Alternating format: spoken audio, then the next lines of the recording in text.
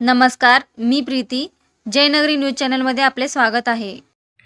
महाराष्ट्राचे मुख्यमंत्री श्री देवेंद्र फडणवीस साहेब यांच्या वाढदिवसाचे औचित्य साधून कै संगप्पा याळगी सोशल फाउंडेशन संचालित रामेश्वर बुक बँक वतीने शालेय मुलांना शैक्षणिक साहित्य वाटप करण्यात आले. यावेळी माजी विरोधी पक्षनेते परिवहन समिती सोलापूर, महानगरपालिका सोलापूर मल्लीनाथ याळगी यांच्या शुभ हस्ते व शिक्षिका सौ पूनम पाटील, भाजपा कार्यकर्ते धानप्पा याळगी, सौ विजया पाचकोंडे, मदननीस रेश्मा शेख यांच्या प्रमुख उपस्थितीत वाटप करण्यात आले. त्या मुलांना शिकवायचं फार अवघड नसतं.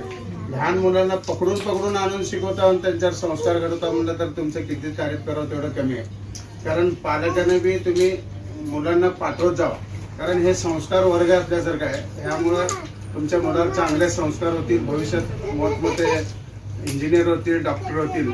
कारण मूळ हे जे जोपासतात, मूळ विद्यार्थ्यांना संस्कार घालतात, शिक्षण देतात, हे खरंच ह्यांचं फार मोलाचं आहे.